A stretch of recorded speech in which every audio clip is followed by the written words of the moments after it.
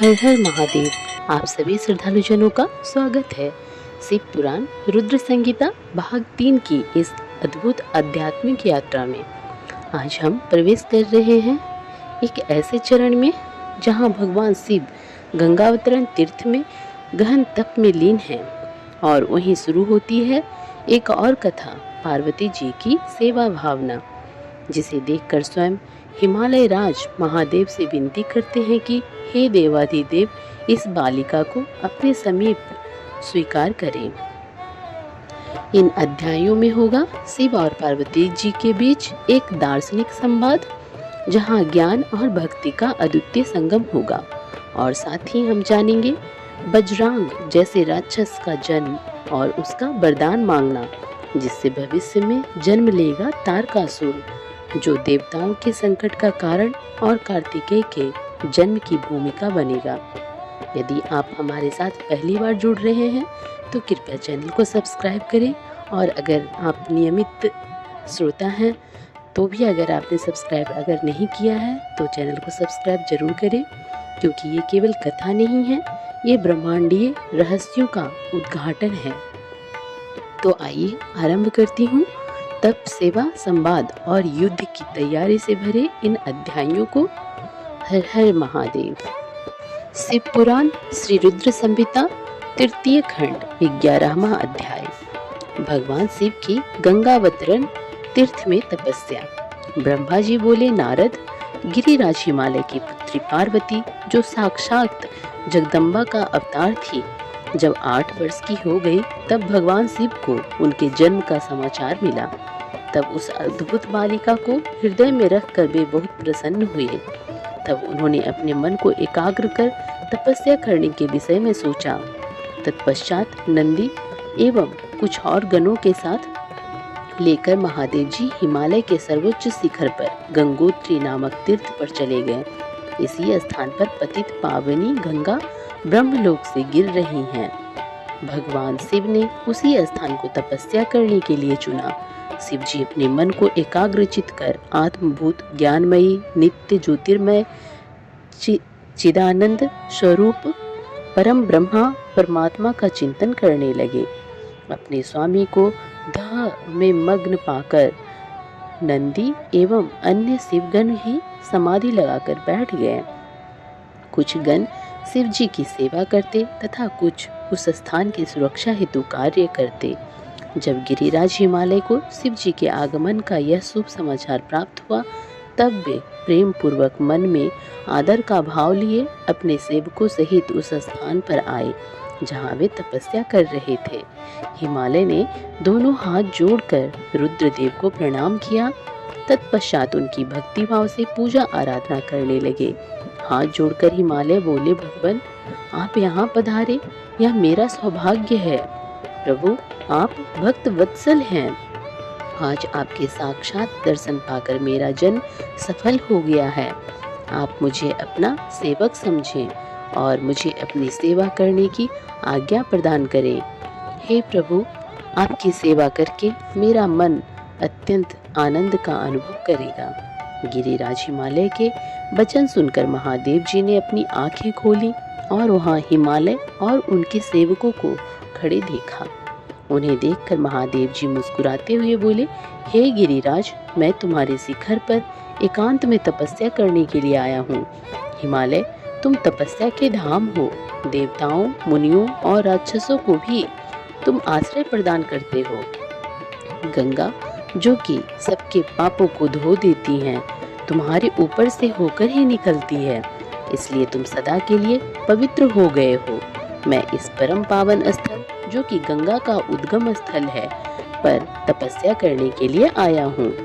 मैं यह चाहता हूँ कि मेरी तपस्या बिना किसी विघ्न बाधा के पूरी हो, इसलिए तुम ऐसी व्यवस्था करो कि कोई भी मेरे निकट ना आ सके। अब तुम अपने घर जाओ और उसका उचित प्रबंध करो। ऐसा कहकर भगवान शिव चुप हो गए। तब हिमालय बोले, हे परमेश्वर, आप मेरे निवास के क्षेत्र में पधारे, यह मेरे लिए बड़े सौभाग्य की बात है। मैं आपका स्वागत करता हूँ। भगवान, अनेकों मनुष्य आपकी अनन्य भाव से तपस्या और प्रार्थना करने पर भी आपके दर्शनों के लिए तरसते हैं। ऐसे महादेव ने मुझ दीन को अपने अमृत दर्शनों से कृतार्थ किया है। भगवान, आप यहाँ पर तपस्या के लिए पधारे हैं, इससे मैं बहुत प्रसन्न हूँ। आज मैं स्वयं को देवराज इंद्र से भी अधिक भाग्यशाली मानता हूँ। आप यहाँ बिना किसी विघ्न बाधा के एकाग्रचित हो तपस्या कर सकते हैं। यहाँ आपको किसी भी तरह की कोई परेशानी नहीं होगी, ऐसा मैं आपको विश्वास दिलाता हूँ। ऐसा कहकर गिरिराज हिमालय अपने घर लौट आ गए। घर पहुंचकर उन्होंने अपनी पत्नी मैना को शिवजी से हुई सारी बातों का वृत्तांत कह सुनाया। तब उन्होंने अपने सेवकों को बुलाया और समझाते हुए कहने लगे कि आज से कोई भी गंगावतरण अर्थात गंगोत्री नामक स्थान पर नहीं जाएगा। वहां जाने वाले को मैं दंड दूंगा।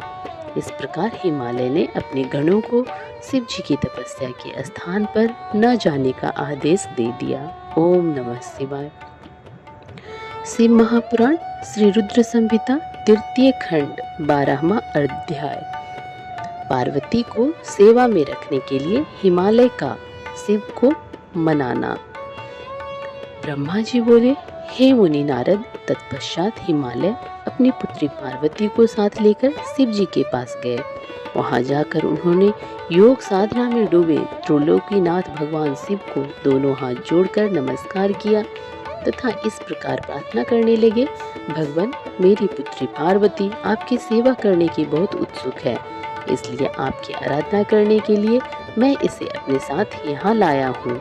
हे प्रभु, यह अपनी 2 सखियों के साथ आपकी सेवा में रहेगी। आप मुझ पर कृपा करके इसे अपनी सेवा का अवसर प्रदान करिए। तब भगवान शिव ने उस परम सुंदरी हिमालय कन्या पार्वती को देखकर अपनी आंखें बंद कर ली और पुनः परम ब्रह्मा के स्वरूप का ध्यान करने में निमग्न हो गए। उस समय सर्वेश्वर एवं सर्वव्यापी शिव जी तपस्या करने लगे। यह देखकर हिमालय इस सोच में डूब गए कि भगवान शंकर उनकी तपस्या स्वीकार करेंगे या नहीं। तब एक बार पुनः हिमालय ने दोनों हाथ जोड़कर शिव जी के चरणों में प्रणाम किया और बोले, हे देवादिदेव महादेव, हे भोलेनाथ शिव शंकर, मैं दोनों हाथ जोड़े आपकी शरण में आया हूँ। कृपया आंखें खोलकर मेरी ओर देखिए भगवान, आप सभी विपत्तियों को दूर करते हैं। हे भक्त वत्सल, मैं रोज अपनी पुत्री के साथ आपके दर्शन के लिए यहाँ आऊँगा, कृपया मुझे आज्ञा प्रदान कीजिए। हिमालय के वचनों को सुनकर त्रिलोकीनाथ भगवान शिव ने अपने नेत्र खोल दिए और बोले, हे गिरिराज हिमालय, आप अपनी कन्या को घर पर ही छोड़कर मेरे दर्शनों को आ सकते हैं, नहीं तो आपको मेरा भी दर्शन नहीं होगा। महेश्वर की ऐसी बात सुनकर हिमालय ने अपना मस्तक झुका दिया और शिव जी से बोले, हे प्रभु, हे महादेव जी, कृपया यह बताइए कि मैं अपनी पुत्री के साथ आपके दर्शनों के लिए क्यों नहीं आ सकता? क्या मेरी पुत्री आपकी सेवा के योग्य नहीं है? फिर इसे न लेकर आने का कारण मुझे समझ में नहीं आता। हिमालय की बात सुनकर शिव जी हंसने लगे और बोले, हे गिरिराज, आपकी पुत्री सुंदर, चंद्रमुखी और अनेक शुभ लक्षणों से संपन्न है, इसलिए आपको इसे मेरे पास नहीं लाना चाहिए, क्योंकि विद्वानों ने नारी को माया रूपिणी कहा है। युवतियाँ ही तपस्वियों की तपस्या में विघ्न डालती हैं। मैं योगी हूँ, सदैव तपस्या में लीन रहता हूँ और माया मोह से दूर रहता हूँ, इसलिए मुझे स्त्री से दूर ही रहना चाहिए। हे हिमालय, आप धर्म के ज्ञानी और वेदों की रीतियाँ जानते हैं। स्त्री की निकटता से मन में विषय वासना उत्पन्न हो जाती है और वैराग्य नष्ट हो जाता है, जिससे तपस्वी और योगी का ध्यान नष्ट हो जाता है। इसलिए तपस्वी को स्त्रियों का साथ नहीं करना चाहिए। इस प्रकार कहकर भगवान शिव चुप हो गए और हिमालय शिव जी के ऐसे वचनों को सुनकर चकित और व्याकुल हो गए। उन्हें चुप देखकर पार्वती देवी असमंजस में पड़ गई। ओम नमः शिवाय। शिव पुराण श्री रुद्र संहिता तृतीय खंड 13वां अध्याय। पार्वती शिव का दार्शनिक संवाद। भगवान शंकर के वचन सुनकर पार्वती जी बोली, योगी राज, आपने जो कुछ भी मेरे पिताश्री गिरिराज हिमालय से कहा उसका उत्तर मैं देती हूँ। अंतर्यामी, आपने महान तप करने का निश्चय किया है। ऐसा करने का निश्चय आपने शक्ति के कारण ही लिया है। सभी कर्मों को करने की यह शक्ति ही प्रकृति है। प्रकृति ही सबकी सृष्टि, पालन और संहार करती है। प्रभु, आप थोड़ा विचार करें, प्रकृति क्या है और आप कौन हैं? यदि प्रकृति न हो तो शरीर तथा स्वरूप किस प्रकार हो? आप सदा प्राणियों के लिए वंदनीय और चिंतनीय हैं। यह सब प्रकृति के ही कारण है। पार्वती जी के वचनों को सुनकर उत्तम लीला करने वाले भगवान शिव हंसते हुए बोले, मैं अपने कठोर तप द्वारा प्रकृति का नाश कर चुका हूँ। अब मैं तत्व रूप में स्थित हूँ। साधु पुरुषों को प्रकृति का संग्रह नहीं करना चाहिए। भगवान शिव के इस प्रकार के वचनों को सुनकर पार्वती माँ हंसती हुई बोली, हे करुणा निधान कल्याणकारी योगी राज, आपने जो कहा क्या वह प्रकृति नहीं है? तो फिर आप उससे अलग कैसे हो सकते हैं? बोलना या कुछ भी करना अर्थात हमारे द्वारा किया गया हर क्रियाकलाप ही प्रकृति है। हम सदा ही प्रकृति के ही बस में हैं। यदि आप प्रकृति से अलग हैं तो ना आपको बोलना चाहिए और ना ही कुछ और करना चाहिए, क्योंकि ये कार्य तो प्रकृति के हैं अर्थात प्राकृत है।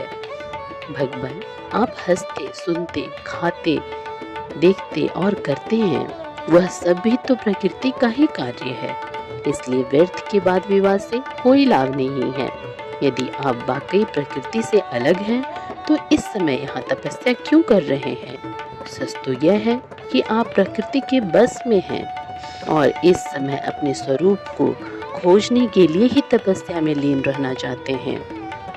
योगी राज, आप किस प्रकार की बात कर रहे हैं? थोड़ा विचार कर कहें। यदि आपने प्रकृति का नाश कर डाला है तो आप किस प्रकार विद्यमान रहेंगे? क्योंकि संसार तो सदा से ही प्रकृति से बंधा हुआ है। क्या आप प्रकृति का यह तत्व नहीं जान रहे हैं कि मैं ही प्रकृति हूँ? आप पुरुष हैं, यह पूर्णतया सच है। मेरे ही कारण आप सगुण और साकार माने जाते हैं। भगवान, आप जितेंद्रिय होने पर भी प्रकृति के अनुसार ही कर्म करते हैं। हे महादेव, यदि आप यही मानते हैं कि आप प्रकृति से अलग हैं तो आपको मेरी किसी भी सेवा से और किसी भी प्रकार से डरना नहीं चाहिए। पार्वती के मुख से निकले सांख्य शास्त्र में डूबे हुए वचन सुनकर भगवान शिव निरुत्तर हो गए।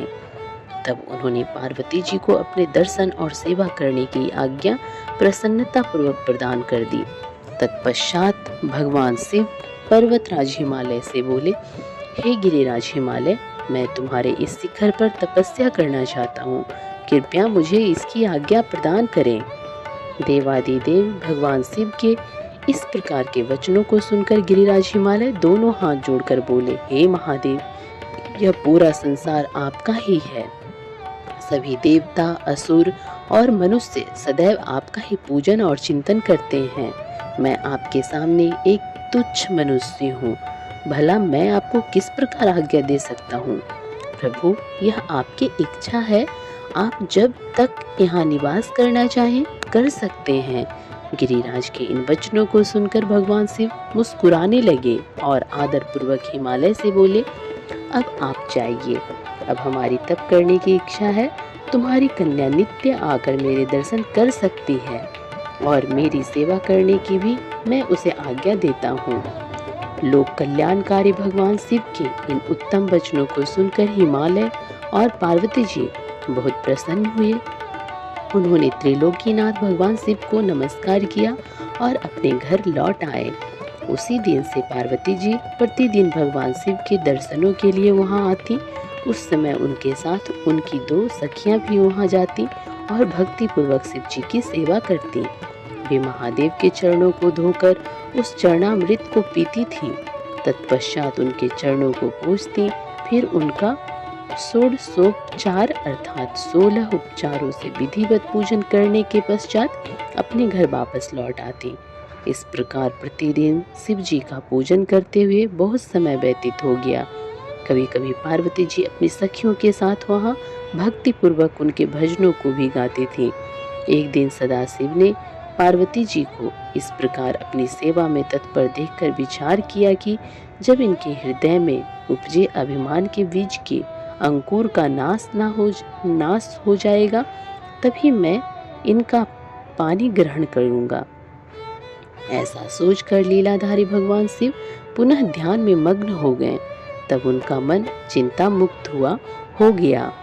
तब देवी पार्वती भगवान शिव के रूप का चिंतन करती हुई भक्ति भाव से उनकी सेवा करती रहती। भगवान शंकर भी शुद्ध भाव से पार्वती को प्रतिदिन दर्शन देते थे। इसी बीच इंद्र और अन्य देवता व मुनि ब्रह्मा जी के पास पहुंचे। ब्रह्मा जी की आज्ञा से कामदेव हिमालय पर्वत पर गए। सभी देवताओं के कार्य की सिद्धि हेतु काम की प्रेरणा से वे पार्वती शिव का संयोग कराना चाहते थे। इसका मतलब यह था कि महाप्रक्रमी तारकासुर ने ऋषि मुनियों और देवताओं की नाक में दम कर रखा था। उसका वध करने के लिए उन्हें भगवान शिव जैसे महाप्रक्रमी और बलवान पुत्र की आवश्यकता थी। कामदेव ने हिमालय के शिखर पर पहुंचकर अनेक यत्न किए, परंतु भगवान शिव काम की माया से मोहित न हो सके। उन्होंने क्रोध से कामदेव को भस्म कर दिया। अब शक्ति में ही सामर्थ्य थी कि शिव को मोहित कर वे देवताओं की इच्छा को साकार करती। इसलिए काम के अनंग होने के बाद जन कल्याण के लिए तथा अपने व्रत को पूरा करने के लिए पार्वती ने मन ही मन शिव जी को पति रूप में पाने का दृढ़ निश्चय कर लिया। कठोर तपस्या करके देवी पार्वती ने शिव जी के हृदय को जीत लिया। तब वे दोनों अत्यंत प्रेम से प्रसन्नता पूर्वक रहने लगे और उन्होंने देवताओं के महान कार्य को सिद्ध किया। तो प्रेम सहित बोलिए ओम नमः शिवाय। शिव पुराण श्री रुद्र संहिता तृतीय खंड 14वां अध्याय। बजरांग का जन्म एवं पुत्र प्राप्ति का वर मांगना। नारद जी कहने लगे, ब्रह्मा जी, तारकासुर कौन था जिसने देवताओं को भी पीड़ित किया, उन्हें स्वर्ग से निष्कासित कर दिया और स्वर्ग पर अपना एकाधिकार स्थापित कर लिया। कृपया मुझे इसके विषय में बताइए।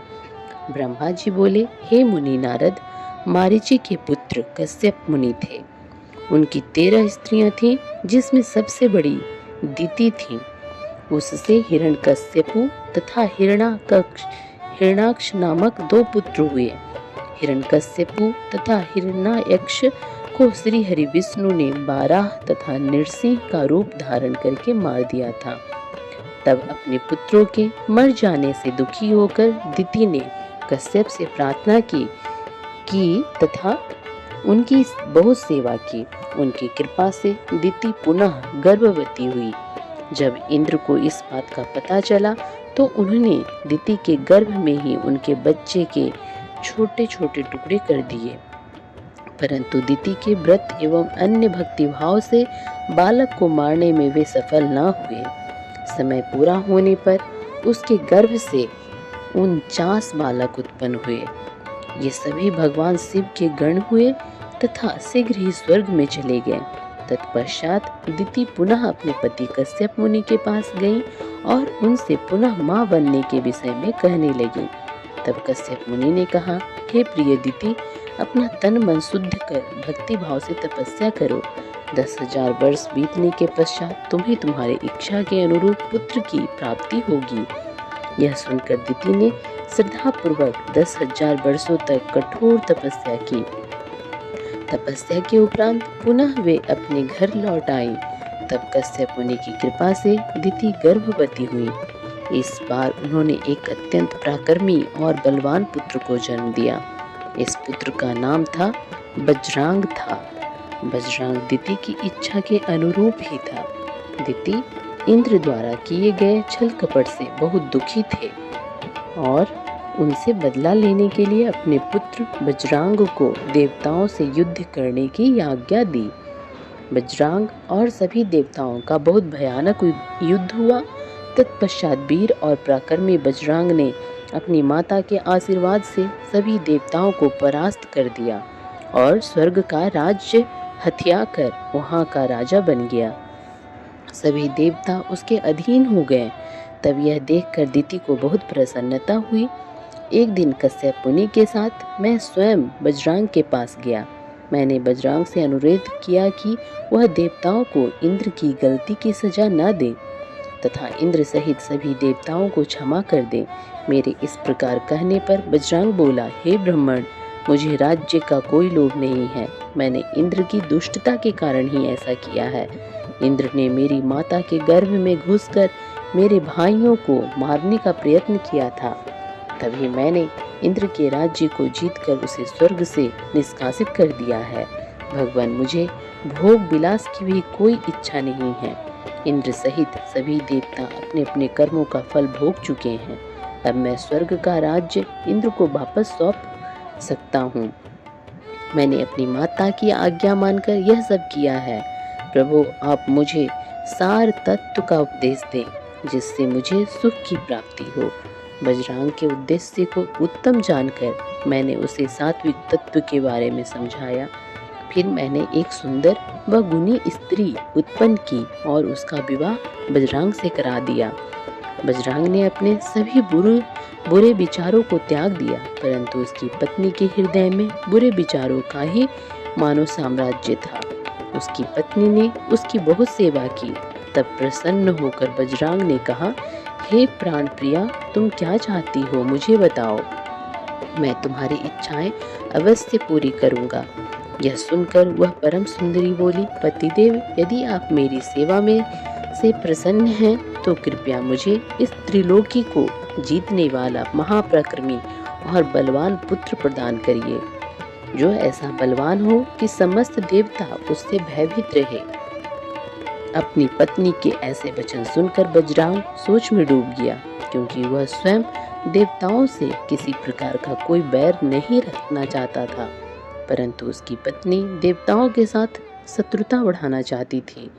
बजरंग सोचने लगा कि यदि सिर्फ अपनी पत्नी की इच्छा को सर्वोपरि मानकर उसे पूरा कर दिया गया तो सारे संसार सहित देवताओं एवं मुनियों को दुख उठाना पड़ेगा, और यदि पत्नी की इच्छा को पूरा नहीं किया तो मैं नरक का भागी बनूंगा। तब इस धर्म संकट में पड़ने के बाद उसने अपनी पत्नी की अभिलाषा को पूरा किया। अपनी पत्नी की इच्छा अनुसार पुत्र प्राप्त करने हेतु बजरंग ने बहुत वर्षों तक कठोर तपस्या की। मुझसे वर प्राप्त कर अत्यंत हर्षित होता हुआ बजरंग अपनी पत्नी को पुत्र प्रदान करने हेतु अपने लोक में चला गया। शिव पुराण श्री रुद्र संहिता तृतीय खंड 15वां अध्याय, तारकासुर का जन्म व उसका तप। ब्रह्मा जी बोले, हे मुनि श्रेष्ठ नारद, कुछ समय बाद बजरंग की पत्नी गर्भवती हो गई। समय पूर्ण होने पर उसकी पत्नी ने एक पुत्र को जन्म दिया। वह बालक बहुत लंबा चौड़ा था। उसका शरीर बहुत ही अधिक विशाल था। वह अत्यंत शक्तिशाली और पराक्रमी था। उसके जन्म के समय सारे संसार में कोहराम मच गया। चारों ओर उपद्रव होने लगे। आकाश में भयानक बिजलियां चमकने लगी तथा चारों दिशाओं में भयंकर गर्जनाएं होने लगी। धरती पर भूकंप आ गया। पहाड़ कांपने लगे। नदी सरोवर का जल जोर जोर से उछलने लगा। चारों ओर आंधियां चलने लगी। सूर्य को राहु ने निगल लिया और चारों ओर अंधकार छा गया। उसके जन्म के समय के ऐसे अशुभ लक्षणों को देखते हुए कश्यप मुनि ने उसका नाम तारक रखा। तारक का जन्म हो जाने पर बजरंग के घर ही उसका लालन पालन होने लगा। थोड़े ही समय में तारक का शरीर और बड़ा हो गया। वह पर्वत के समान विशाल और विकराल होता जा रहा था। कुछ समय पश्चात तारक ने अपनी माता और पिता बजरंग से तपस्या करने की आज्ञा मांगी। तब उसके माता पिता ने प्रसन्नता पूर्वक उसको आज्ञा प्रदान कर दी। साथ ही उसकी माता ने उसे यह आदेश दिया कि वह देवताओं को अवश्य जीते और उन पर अपना आधिपत्य कर स्वर्ग पर अधिकार कर ले। अपनी माता की आज्ञा पाकर बजरंग का पुत्र तारक तपस्या करने के लिए मधुवन चला गया। वहाँ तारक ने मुझे प्रसन्न करने के लिए कठोर तप करना आरंभ कर दिया। उसने अपने दोनों हाथों को सिर के ऊपर ऊंचा कर लिया और ऊपर की ओर देखने लगा। एक पैर पर खड़े होकर एकाग्र मन से 100 वर्ष तक तपस्या करता रहा। उस समय वह केवल जल और वायु से ही अपना जीवन यापन कर रहा था। तत्पश्चात उसने 100 वर्ष जल में, 100 वर्ष थल में, 100 वर्ष अग्नि में रहकर कठिन तप करके मुझे प्रसन्न करने का प्रयत्न किया। फिर 100 वर्ष पृथ्वी पर हथेली धारण करके, 100 वर्ष वृक्ष की शाखा को पकड़कर तथा अनेकों प्रकार के दुख सहकर वह तप करता रहा। इस तपस्या के प्रभाव से उसके शरीर से तेज निकलने लगा, जिससे देवलोक जलने लगे। यह देखकर सभी देवता घबरा गए। फिर मैं स्वयं तारकासुर के पास वरदान देने के लिए गया। मैंने तारकासुर से कहा, तारक, मैं तुम्हारी इस दुस्सह तपस्या से बहुत प्रसन्न हूँ। तुमने जिस प्रकार कठोर तप करके मुझे प्रसन्न किया है, तुम्हारा इसके पीछे क्या प्रयोजन है? निसंकोच मुझे बताओ।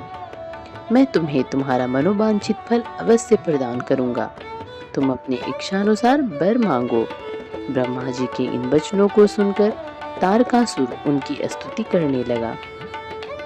तत्पश्चात वह बोला, हे विधाता, हे ब्रह्मा जी, अगर आप मेरी तपस्या से प्रसन्न होकर मुझे वरदान देना चाहते हैं तो प्रभु मुझे पहला वर यह दें कि आपके द्वारा बनाई गई इस सृष्टि में मेरे समान कोई भी तेजवान और बलवान न हो। दूसरा वर यह दें कि मैं अमर हो जाऊं, अर्थात कभी भी मृत्यु को प्राप्त ना हो। तब मैंने कहा कि इस संसार में कोई भी अमर नहीं है, इसलिए तुम इच्छानुसार मृत्यु का वर मांगो। तारक ने अहंकार भरी विनम्रता से निवेदन किया, भगवान, मेरी मृत्यु भगवान शंकर के वीर्य से उत्पन्न बालक के चलाए हुए शास्त्र से ही हो और कोई मेरा वध न कर पाए। मैंने तारक को उसके मांगे हुए वर प्रदान कर दिए तथा अपने लोक में लौट आया। वर पाकर तारक बहुत खुश था। वह भी वर प्राप्ति का समाचार देने के लिए अपने घर को चला गया। दैत्यों के गुरु शुक्राचार्य ने तारक को असुरों का राजा बना दिया। अब तारक तारकासुर नाम से प्रसिद्ध हो गया। वह तीनों लोकों पर अपना अधिकार स्थापित करना चाहता था, इसलिए सबको पीड़ित कर, उनसे युद्ध कर, उन्हें हराकर सबके राज्यों पर अपना अधिकार करता जा रहा था। स्वर्ग के राजा इंद्र ने भी डरकर अपना वाहन ऐरावत हाथी, अपना खजाना और 9 सफेद रंग के घोड़े उसे दे दिए। ऋषियों ने डर के मारे कामधेनु गाय तारकासुर को दे दी। इस प्रकार अन्य देवताओं ने भी अपनी अपनी प्रिय वस्तुएं तारकासुर को अर्पित कर दी। अन्य लोगों के पास भी जो उत्तम उत्तम वस्तुएं थीं, उन्हें भी दैत्यराज तारक ने अपने अधिकार में कर लिया। इतना ही नहीं, समुद्रों ने भी भयभीत होकर अपने अंदर छिपे सभी अमूल्य रत्न निकाल कर तारकासुर को सौंप दिए। तारकासुर के भय से पूरा जगत कांपने लगा था। उसका आतंक दिनों दिन बढ़ता ही जा रहा था। पृथ्वी, सूर्य, चंद्रमा, वायु, अग्नि सभी तारकासुर के डर के कारण अपने सभी कार्य सुचारू रूप से कर रहे थे। दैत्यराज तारकासुर ने देवताओं और पितरों के भागों पर भी अपना अधिकार जमा लिया था। उसने इंद्र को युद्ध में हराकर स्वर्ग का सिंहासन भी हासिल कर लिया था। उसने स्वर्ग के में सभी देवताओं को वहां से निष्कासित कर दिया, जो अपनी प्राण रक्षा के लिए इधर उधर भटक रहे थे। ओम नमः शिवाय।